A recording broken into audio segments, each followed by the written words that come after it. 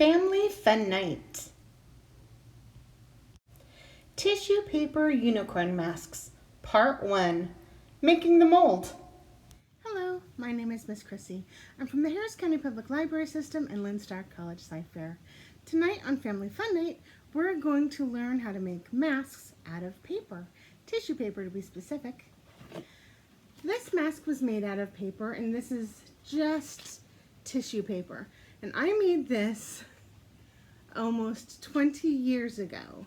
So this tissue paper, and it's just tissue paper, mask has lasted for over 20 years.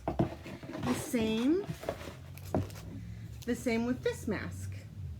This is just paper. And all the coloring of both masks were done with the tissue paper itself. Layers and layers of colored tissue paper. Today I'm going to show you how I started doing that. First, we have to make a mold. And for this, I'm using plastic bags that I had around the house. I'm going to use masking tape and aluminum foil to help build it. So I know that I want this to be the shape of either a unicorn head or a dragon's head, and they're both about similar. So I'm going to wad up the plastic and start taping it when it gets to be about the shape that I want it to be. This is the cheapest way of making the mold for your mask. The whole process for the mask can take days, weeks, or longer, depending on how big you want to make the mask and how thick you want it to be.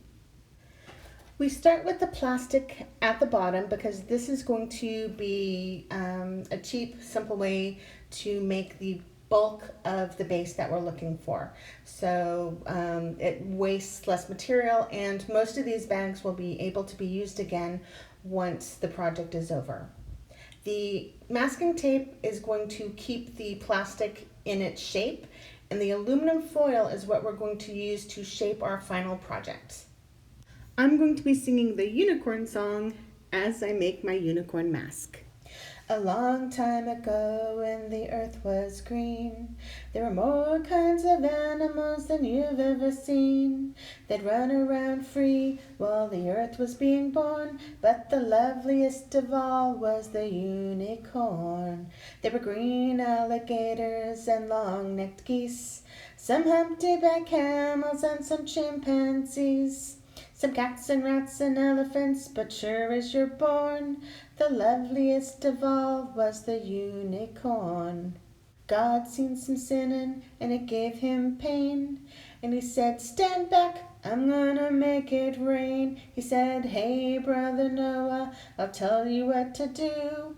Build me a floating zoo, and take some of the green alligators and long-necked geese, some humpty-back camels and some chimpanzees, some cats and rats and elephants, but sure as you're born, don't you forget my unicorn." Old Noah was there to answer the call. He finished up making the ark just as the rain started fall.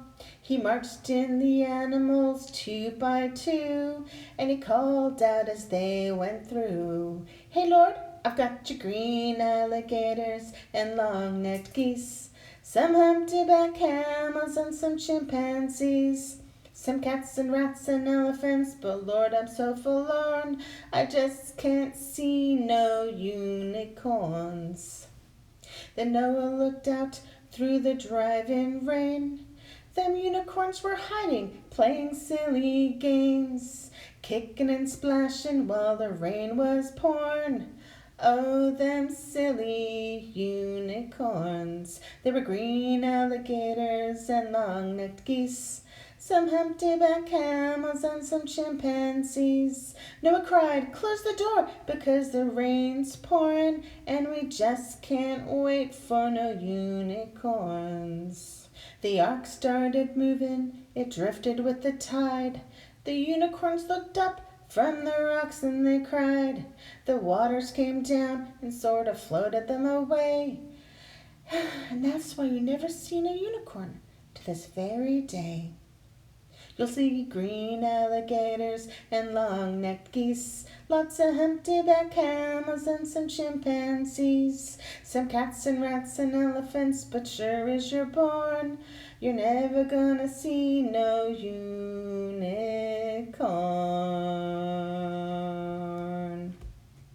The base is ready. Stay tuned for part 2 of making the mask. If you'd like to see more programs by our Kids Corner staff at Sci-Fair, please check out our LibGuides. And hit the thumbs up button to like and please share. See you next time. Bye.